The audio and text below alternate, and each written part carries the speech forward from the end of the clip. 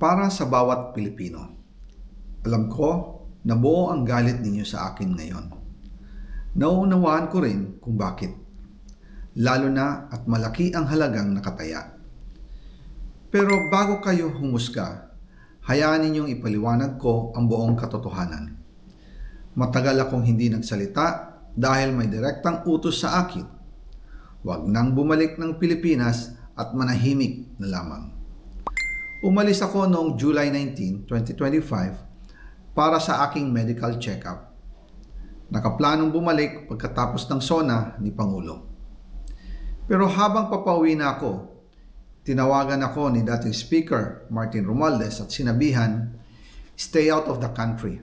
You will be well taken care of as instructed by the President." Noon naniniwala pa ako sa kanila, kaya't hindi ako bumalik. Tumikom ang aking bibig, sumunod ako, pero ang hindi ko alam, ang ibig pala nilang sabihin sa aalagaan ka namin ay gagamitin ako bilang panakipbutas sa kanilang kampanya laban sa korupsyon. Ginawa nila akong poster boy ng kanilang sariling kasinungalingan. Ngayon, hindi na ako mananahimik, ilalabas ko ang lahat ng katotohanan. May resibo, may ebidensya, at may pangalan. Nagsimula ito nung tumawag si Sekmina Pangandaman sa akin nung nagumpisa ang BICAM process last year, 2024. Ang sabi niya, katatapos lang ng meeting nila ni Pangulo at may instructions na mag-insert or magpasok ng 100 billion worth of projects sa BICAM. At sinabi pa ni Sekmina, you can confirm with Yusek Adrian Bersamin dahil magkasama sila sa meeting ni Pangulong BBM noong araw na yon. Tinawagan ko po agad si Yusek Adrian Bersamin at tinanong ko kung may instruction nga ba ang Pangulo na magpasok ng 100 billion during their meeting. Ang sabi niya ay totoo nga po. Right after our conversation, tinawagan ko po si dating Speaker Martin Romualdez at nireport ko ang instructions ng Presidente to insert the 100 billion projects. At sinabi niya sa akin, what the President wants, he gets. After ng ilang araw, nag-set po ng meeting si Sekmina Pangandaman at Yusek Adrian Bersamin sa amin ni dating Speaker Martin Romualdez sa Aguado Building in front of Gate 4 ng Malacanang at nandun din po si Yusek Jojo Cadiz. During the meeting, binigay po ni Yusek Adrian Bersamin ang listahan na worth 100 billion. Tinanong ko po si Yusek Adrian kung saan galing ang listahan.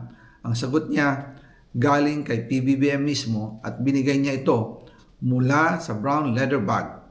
Nung sinabi po ni Yusek Adrian Bersamin yung brown leather bag, naalala ko noong nasa Singapore kami right after the elections of May 2022 sa Hilton Hotel, kami ni dating Speaker Martin and PBBM habang pauwi at pabalik ng Pilipinas, hinabol ng PSG ang brown leather bag at ang sabi ni PBBM, maiwan na lahat, wag lang ang brown leather bag. Kaya naniwala ako na utos talaga ito ng Pangulo.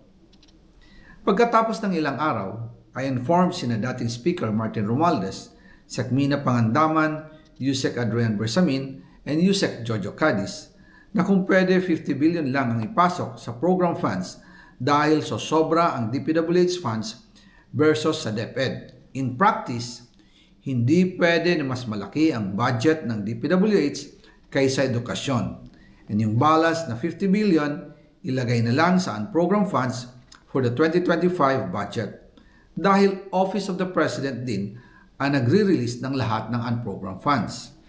Pagkatapos ng isang araw, tinawagan ako ni Sekmina at sinabi ang mensahe ng Pangulo, ipasok ninyo yan dahil pinangako na sa akin ni Speaker Martin yan at hindi na pwedeng baguhin.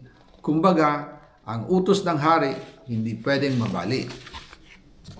Again, I informed the Speaker and asked clearance about the instructions ng Pangulo. At ang sabi niya, wala tayong magagawa. Kaya po nagtataka ako kung bakit sinasabi ni Pangulo na hindi niya makilala ang budget, samantalang lahat na binawas at dinagdag sa mga ahensya ng gobyerno ay humihingi ng approval sa kanya si Sekmina Pangandaman.